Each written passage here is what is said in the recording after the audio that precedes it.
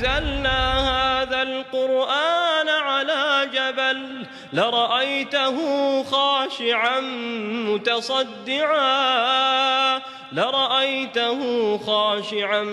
متصدعا من خشية الله وتلك الأمثال نضربها للناس لعلهم يتفكرون.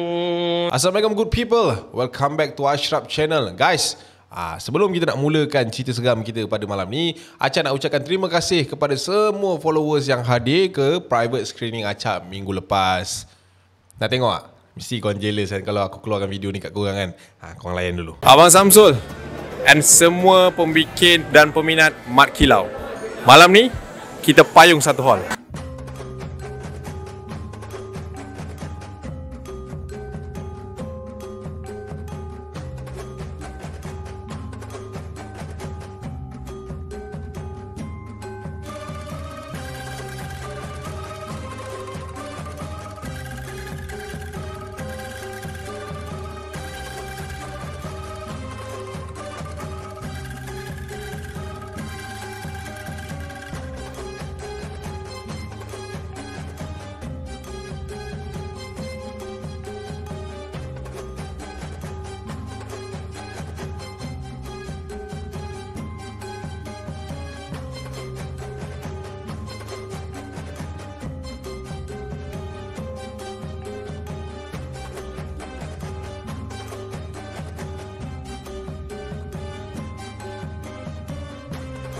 So itulah dia guys, kita Alhamdulillah dengan berjaya dan jayanya. So aku minta korang kalau boleh lah doakan Acap supaya kita boleh buat lagi dekat negeri lain. Why not? Okay guys, untuk malam ni kita nak berceritakan dengan korang satu kisah.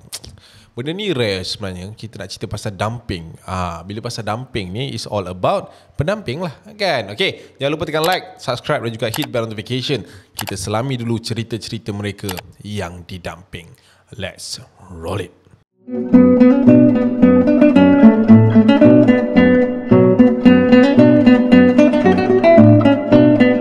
So guys, cerita yang pertama ini kita nak kongsikan kepada anda semua. Kau ayat radio sangat. Nak cerita dengan korang semua adalah kiriman daripada Adli. Aku tak faham lah lately ni. Memang cerita makin lama makin dahsyat. Aku tak tahulah diorang ni dah pandai nak merangka cerita, email nak hantar kat Acap untuk dapatkan perhatian Acap atau apa, ataupun memang ini yang dilalu oleh mereka sendiri guys. Okay, alright. Cerita Adli ni seorang pemuda yang berusia 27 tahun. Kisah ni bermula ketika 3 tahun lepas guys, di mana dia sendiri pun mula-mula dianggap benda ni sebagai satu, macam mana nak kata, biasa kita kan kalau kena ganggu kan, kita tak rasa yang kita ni ada hantu kat sini, ada hantu kat sana. Kita rasa macam alah, tak ada apa ni, perasaan aku je kot. Dia rasa macam tu. Tapi ini yang dia nak kongsikan kepada kita, di mana daripada perasaan tak ada apa ni, sampailah jadi satu, orang kata apa, satu benda yang dia sendiri pun tak jangka lah. Alright.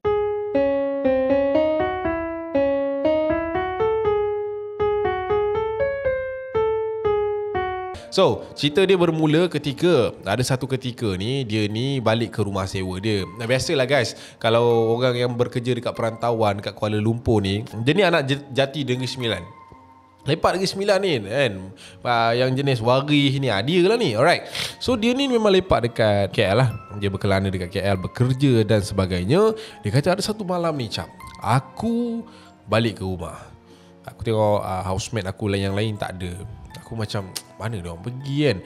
Sebab biasa shift aku habis dalam pukul 6 lebih macam tu, sampai rumah dah maghrib. Senang cerita. Biasalah kau tahu je lah KL, mana ada 15 minit 20 minit punya perjalanan kalau balik kerja. Dia punya jam lain macam. Dia kata macam tu. So aku sampai rumah, aku tengok rumah sunyi, rumah kosong. Aku bagi salam, tak ada orang nyaut. Mana dia orang pergi ni? Waktu tu dia kata dia macam perit tau, tekak dia. So dia pun masuk ke rumah untuk pergi cari air dekat dapur lah. So dia pun pergi kat dapur, dia tuang air mineral tu, and then dia pun minum. Dia minum sambil macam, orang kata biasalah, kita balik kerja ni nak take our time kan. Dia nak duduk sempoi lah, dia lepak situ macam tu. Dia tengok kiri, tengok kanan. Ush, panas siap. Kebetulan dekat tepi dia tu ada satu kipas. Kipas macam ni. Tak nampak ada lagi. Kipas ni, kipas stand tu. Dia pun pergi start, Swiss, buka Swiss, and then dia pun tekan nombor 2. So dia pun lepak situ, minum air apa semua kan. Dia pun mengelamun seorang-seorang. Dia pun tak tahu, dia kata waktu tu dia fikir pasal apa. And pada waktu tu Cap, lepas aku dah mengelamun, aku pun nak basuh lah. Waktu tu cawan tu dekat dalam sinki. So time aku tengah basuh tu Cap, aku terdetik, ni sekejap lagi jangan lupa tutup kipas. Kan siapa-siapa balik tak pasal-pasal kena maki kan. Sebab dia orang pernah bergaduh sebab tak tutup kipas ni. So dia kata dia basuh and then dia toleh waktu tu. Waktu dia toleh nak bagi tutup kipas tu, dia kata waktu tu Cap, kipas tu dah ditutup. Dia macam bila masa pula aku tutup kipas ni? Takkan baru terdetik dia dah tutup kan? Kipas ni ada function baru ke? Pakai niat. Dia kata tak ada pula kan. So dia pun pergi dekat area kipas tu. Dia on Swiss, dia tekan semua button, function, okay. Kipas pun baru beli. Takkan dia tenang sendiri, pelik ni. Tak ada apa lah, aku dah tutup pun, aku tak perasan. Menurut dia pada waktu tu lah. So dia pun tutup lampu, tutup apa semua, and then dia pun pergi mandi kan. So malam tu habis macam tu je lah. Alright. So ada kali kedua ni, kejadian dia berlaku ketika hujung minggu. Member ni cuti, yang lain pergi dating. Itulah dia bahana orang single kan. Orang lain pergi dating, awak duduk rumah termangu-mangu. So bila dah termangu-mangu ni, dia tak tahu nak buat apa. Dia kata waktu tu Cap, aku tengok jam dah pukul 8 malam. Aku kata ni tak boleh ni, aku duduk termenung je pun tak boleh juga, dia kata macam tu. So dia, apa dia buat waktu tu, dia pergi buka toilet, dia tengok toilet macam bersepah. Dia pun ambil sabun, dia ambil bergus, dia buat lah apa-apa clean up dekat dalam toilet tu lah. Dia pun bergus.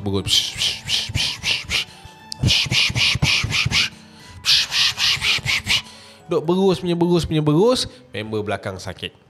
Dia kata aku keluar Cap daripada toilet tu. Aku keluar, aku nak pergi ambil air kat dapur. So sampai je aku kat dapur, aku tuang air, aku ke depan lah balik. Maknanya macam ni toilet dia lalu lah. Dia lalu nak ke depan, nak duduk dekat sofa yang ada kat ruang tamu dia tu. And then pada waktu tu Cap, aku melintasi toilet tu dan aku terdengar Cap bunyi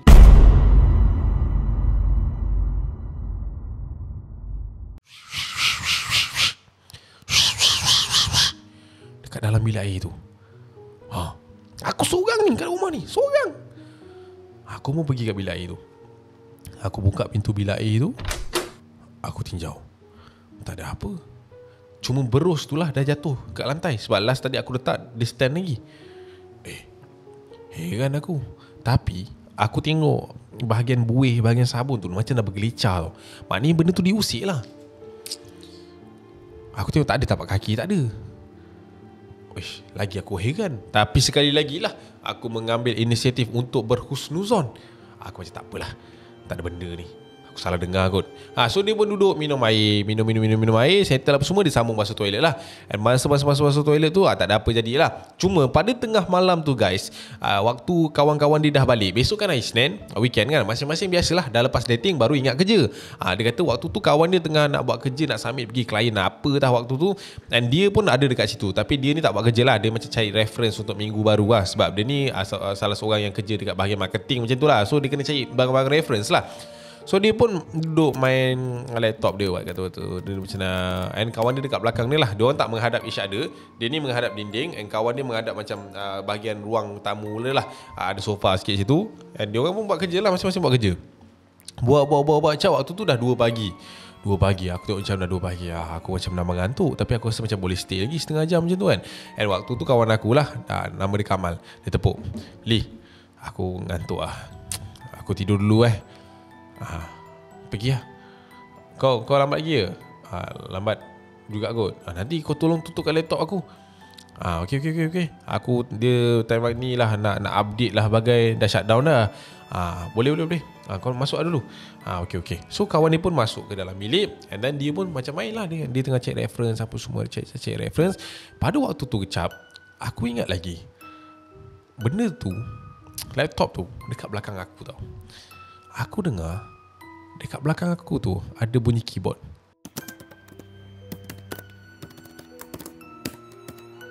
Waktu tu Cap memang mengembang gila Cap. 2:30 pagi, almost lah 2:30 pagi. Aku menghadap sini, bunyi tu daripada belakang. Mengemang dia tak payah cakap. Jantung aku memang nak jatuh dah. Aku try tulis cap. Aku tengok belakang. Tak ada apa-apa. Laptop dia terbuka lagi ni. Dan aku buat dek lah. Sekali aku dengar. Aku tulis lagi. Bunyi tu stop. Aku cakap dahsyat. Apa benda pula ni kan. Aku pun apa lagi. Aku tutup laptop aku. And then aku pun masuklah ke dalam bilik. Takut punya pasal. And pada pagi besok cap, nak jadikan cerita, aku nak pergi kerja. Bawa kereta. Ini senang cerita lah. Kita cut it short. Waktu ni cap, aku ni senang cerita hampir nak ke Malangan.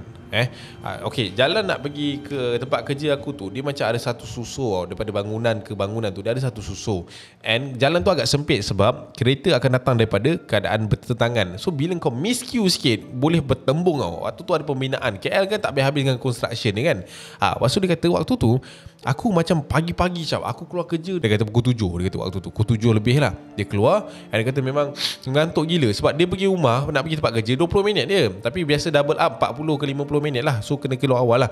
Waktu tu aku mengantuk cap. Aku mengantuk yang mengantuk sampai aku tak sedar aku dah masuk lane sana. And bila aku punya steering dia dah macam ni, aku nampak kat depan tu ada satu lori dah datang. Aku tak tahu tu macam mana aku nak buat. Tapi waktu tangan aku dah ke arah sini, sebab aku mengantuk kan, aku terasa ada something yang sentap steering aku daripada sini tau, daripada kiri. So aku macam faham tak? Aku macam tu lah. And then aku boom, langgar belah kiri. Memang tak langgar lah lori tu. Cuma waktu tu dalam keadaan cemas tu, aku tak tahu daripada mana datangnya tenaga yang boleh tarik steering aku ke kiri. Dan aku accident ke belah kiri. Aku langgar konkrit waktu tu. Tapi tak cedera teruk lah. And starting daripada situ cap, aku dah mula rasa yang aku ni ada something wrong somewhere. And lepas daripada kejadian aku ke Malangan tu, 3 hari lepas aku MC, aku adalah berjumpa dengan seorang kawan aku ni. Dia kata baik pergi check kat ustaz, pergi kat salah satu buah kampung yang ada dekat kampung kawan aku ni lah. So bila check dekat kampung aku semua, baru aku tahu cap, yang aku ni dijaga cap. Aku ni dijaga oleh sesuatu yang aku pun tak tahu datangnya daripada mana. Tapi menurut ustaz tu, dia kata benda ni datang daripada keturunan. Tapi dia ni baik-baik saja. Dia tak buat hal, dia tak kacau kau lah. Cuma dia ni banyak tolong kau. Dia kata macam tu. Probably hantu gaya, dia kata. Tapi cuba cek balik susu galung kau. Dia kata macam tu lah. Cuma aku nak tanya kat siapa aku tak tahu. Sebab aku arwah lah ayahnya. Cuma mak aku je ada lagi. So bila aku tanya mak aku tanya atuk belah mak aku, semua tak ada, semua clean. Aku tanya pakcik-pakcik aku semua clean. Tapi aku syak memang datangnya daripada bahagian ayah aku. So bila aku tanya pakcik-pakcik ayah aku pun dia orang tak tahu. Sebab atuk aku pun yelah dah meninggal kan, dulu dah tak ada. So sampai sekarang cap, aku masih lagi bergubat dengan ustaz yang sama, dengan orang kata apa, yalah, proses untuk membebaskan aku dengan dia. Walaupun dia tak buat kacau ke apa, tapi benda ni tak boleh bawa mati kan cap. So aku harap korang boleh doakan aku. So itulah dia kisah yang dikongsikan oleh Adli kepada kita. Dahsyat man.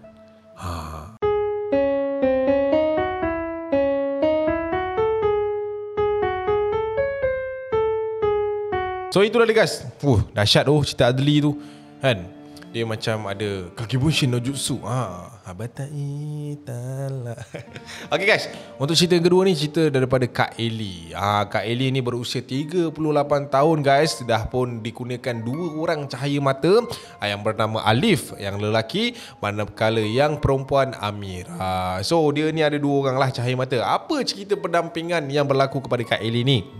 So jom kita cerita. Okay, dia ni pun sama juga guys, sama macam si Adli ni. Dia tak ada orang kata apa, like a sense yang dia ni ada sesuatu or whatever is it lah. But dalam satu ketika di mana berlakunya sesuatu ni membuatkan dia tersedar akan bahayanya pendampingan ini. Okay guys, cerita ni bermula ketika ada satu hari ni dia ni akhirnya dapat pulang ke kampung. Okay, benda ni terjadi ketika tahun pertama kita COVID guys, tahun 2020. 2020 lah. Waktu tu hujung tahun yang di mana kau ingat tak, ada sekali tu yang dia orang lepaskan kita sekejap tu. Dan itulah masa mereka ni berkumpul sama-sama adik-beradik. Dia ada 4 orang adik-beradik termasuk dia. So memang kecoh lah. Dia orang dah planning of course nak balik. Sebab rumah dekat area Kuala Selangor milik ibu dan juga ayah dia, dua-duanya telah pun meninggal dunia. Dia katakan dia orang nak pergi untuk kemas dan juga hiaskan balik. Of course lah guys, dia orang dah setahun lebih dah tak dapat nak pulang kampung. Last dia orang balik pun sebab raya tahun lepas. Bukan, dia kata ujung tahun lepas, ujung tahun sebelum tu, masa mak dia meninggal dunia. And itu last diorang balik. And lepas tu katanya ada saudara dia lah yang kat area situ yang uruskan. So diorang macam okay, why not lah, sebab dia ni Kak Long tau dalam yang ramai ni. So dia kata dengan adik-adik dia, why not kali ni kita balik and then kita kemaskan lah. Alright, walaupun dia ni Kak Long guys, dia ni kahwin lambat. That's why dia ada 2 orang anak yang kecil lagi. Yang Alip tu umur dia 8 tahun, manakala adik je berumur 5 tahun. So yalah, umur dia dah 38. So dia kahwin umur dia lebih kurang 30, 31 lah macam tu. And adik-adik dia ramai yang dah kahwin dulu. That's why dia punya sepupu sepapat tu ada yang dah besar-besar. Nampak macam tak penting kan apa yang aku cerita ni kan, tapi sekejap lagi dia ada bersangkut dan paut dia. Okay guys, sampai je dia dekat rumah mak ayah dia tu, of course lah guys, memang riuh gila. Diorang memang berjumpa, memang rindu lah kan that moment. Saudara mara sepupu semua get in together, borak, diorang adik-beradik. Memang siang tu tak ada hal. Tapi ketika malam menjelma, waktu tu lebih kurang 7.30 petang, lebih kurang macam tu, diorang ni tengah riuh borak apa semua. Tiba-tiba ada seorang anak buah dia, nama dia Ajim. Ajim ni cakap dengan Mak Long, apa Alip buat dekat bawah tu? Bawah mana? Tu, nampak tu? Dekat belakang dapur tu. Pergilah ambil dia. Dah panggil dia buat tak tahu je. Alah, kau ni apalah. Mak Long tengah buat kerja ni. Pergilah ambil dia. Dah Mak Long, tadi saya dah panggil dia. Saya dah berusan dah nak panggil dia. Dia buat tak tahu, dia buat tak apik je, dia kata macam tu. Kau ni susah lah. Lepas tu, so dia pun panggil Alip. Lepas tu dia nyanyi Hanya kau yang cukup indah. Tak gurau-gurau. Dia kata Alip, naik sini, maghrib ni duduk kat tepi dapur tu. Kenapa? Alip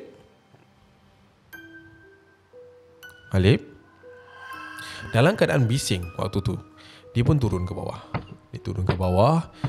And then dia pun pergi nak mendapatkan anak dia. Waktu dia tengah berjalan tu guys, dia nampak anak dia punya tangan tiba-tiba macam ni. Kau bayangkan, dia pun macam apa hal ni? Dia pun cepatkan langkah dia, berlari terus ke arah anak dia. Dia tangkap anak dia and then dia bawa ke tepi. Alip, kau buat apa ni? Tak adalah mak, tadi ada ni, dia ajak kita main. Siapa? Mana ada orang? Ada ni, dia kata dia dah lama tunggu kita. Kau ni bukan je lah. Dah, naik atas, Pergi depan. So anak si Alip ni pun berjalan melintasi mak dia. And waktu anak dia ni melintasi mak dia, tiba-tiba tersadung mamat tu jatuh. Anak dia tu jatuh lah. Lepas tu dah melalak, bantam melalak. Lepas tu dia pun pergi lah, kau ni jalan baik-baik lah. Dia pun angkat anak dia. Bila dia angkat anak dia guys, dia kata hidung sebelah kiri anak dia ni berdarah. Padahal jatuh biasa ni. Allahu Akbar, apa boleh berdarah ni. Dia pun ambil tuala apa semua, dia ni lah, dia lap hidung anak dia. And then dia kata dengan suami dia, Abang ambil ni jap. Aduh, sampai berdarah-darah jatuh ni. Itulah, lain kali maghrib jangan main-main. Dia teringat something waktu tu. Kalau korang nak tahu guys, menurut Puan Ellie, anak dia ni dah lebih kurang 2 tahun. Lebih kurang. Dikatakan menghadapi satu penyakit yang agak ganjil, di mana ada satu ketika ni anak dia ni akan demam panas and hidung dia boleh keluar darah. And dia macam bulan lepas dah, bulan ni belum. Allah. Lepas tu dia pun keluarkan handphone dia lah. Dia keluarkan handphone dia, dia nak pergi tengok. Ada satu ustaz ni pernah dia contact kat WhatsApp, sebab diorang ni pernah interaction untuk tanya penyakit anak dia ni. So dia pun buka WhatsApp, buka WhatsApp. And then dia terhenti kat satu conversation ni guys. Sebab dia kata apa, ustaz ni kata, kalau boleh jangan bawa anak dia balik ke rumah pusaka mak ayah dia. Oh damn it. Sebab ustaz tu kata ada something yang tengah tunggu di balik sana. Okay, kita flashback sikit. Arwah ayah dia ni memang ada membela. Alright. Sebelum arwah ayah dia ni meninggal, dia dengan mak dia ada cari seorang ustaz. Sebab ayah dia macam sakit tau. 2 hari macam tu sakit, and macam nak nampak nazak lah macam tu. Lepas tu, and then after that, dia pun macam nampak bapak dia dah tak sihat. After that, dia pun pergi cari ustaz. Dia cari ustaz untuk, biasalah kan, orang yang ada membela ni nak meninggal bukannya senang. And then dia orang dah get ready dah buka atap apa semua untuk buang benda Allah ni semualah. And bila saat sampainya kematian ayah dia meninggal macam tu je. Faham tak? Korang faham? Waktu tu dia macam ayah aku ni tak seperti yang dia expect kan. Ingat kau tak ada. Dia asyhadu alla ilaha illallah, meninggal. Macam tu je.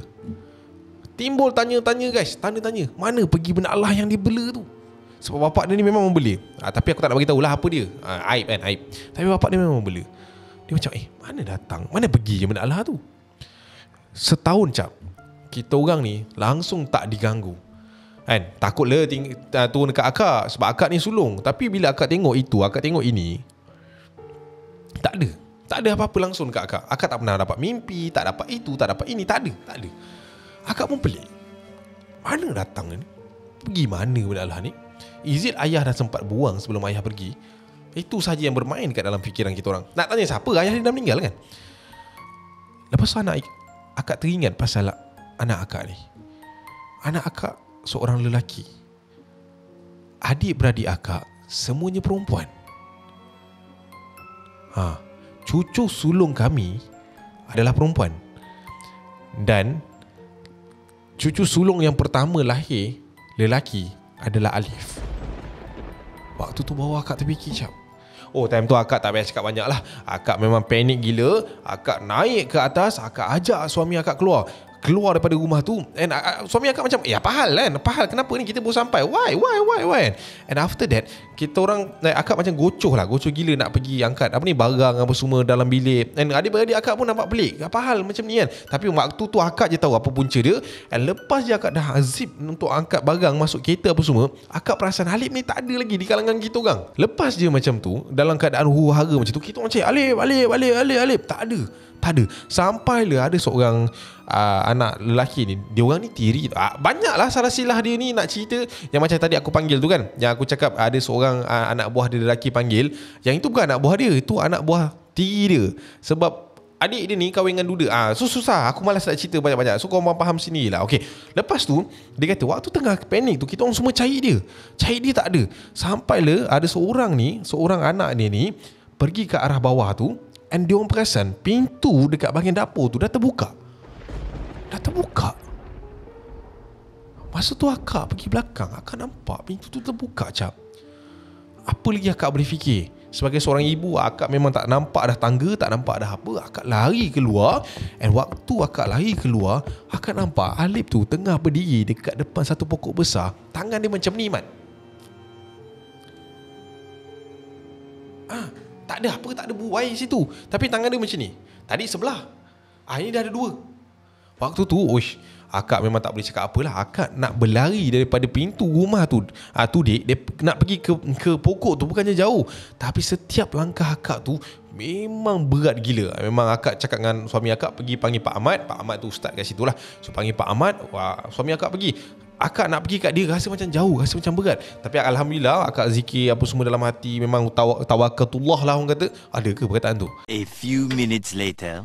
Tawakal lah waktu tu, senang cerita. Tawakal pada Allah. And bila sampai je akak dekat Alif tu, akak grab dia and akak bawa masuk dalam rumah. Sampai dalam rumah macam badan anak akak panas sangat-sangat. Hidung dia ni non-stop keluar darah.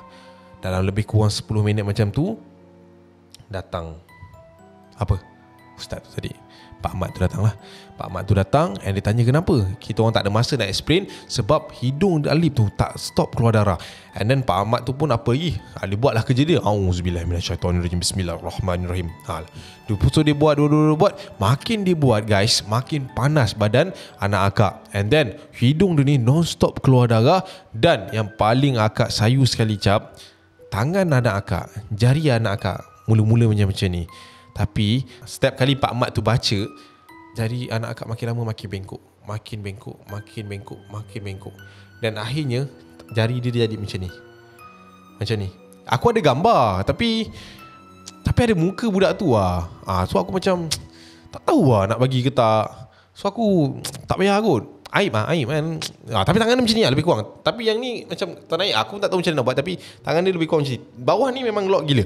Waktu tu kita orang diarahkan untuk keluar daripada rumah tu, Cap. Semua keluar daripada rumah tu malam tu and menumpang kat salah sebuah rumah saudara kat situ. Alip dikejarkan ke hospital 2 minggu admit ward. And bila x-ray, ini yang pelik, Cap. Dia orang x-ray jari dia ni tulang tegak, tapi depan ni macam ni. Tulang tegak ni, dalam x-ray tulang tegak, tapi dekat depan macam ni. So akak pun tak tahu macam mana. Ini pun dah setahun lebih dah. Tapi Alhamdulillah Alip masih lagi bernyawa. Cuma dia taklah sesempurna sebelum ni. Akak pun tak sure apa yang dia marah sangat. Tapi menurut Pak Ahmad, itu adalah apa yang ditinggalkan oleh ayah sebenarnya. Ayah meninggal dunia jatuh sakit akibat daripada cubaan untuk membuang benda tu. Ditanam dekat belakang rumah tu. And sebenarnya kami tak tahu yang kami ni tak boleh pulang dalam certain waktu. Dan itulah yang berlaku. So itulah dia guys, cerita daripada Kak Eli kepada kita. Alright, so aku rasa agak dahsyat juga sebenarnya cerita dia. Macam aku cakap lah tadi awal-awal kan, makin lama makin dahsyat cerita yang kita dapat ni. Dahsyat tak guys? Dahsyat tak? Kalau dahsyat, cakap dahsyat guys kat sini tengah live. Alright guys, Acak rasa video untuk kali ni sampai sini sahaja. So kalau korang ada cerita pasal pendampingan, Acak rasa ini agak topik yang agak best sebenarnya. So kita jumpa di video akan datang. I see you when I see you guys. Assalamualaikum warahmatullahi wabarakatuh. Bye.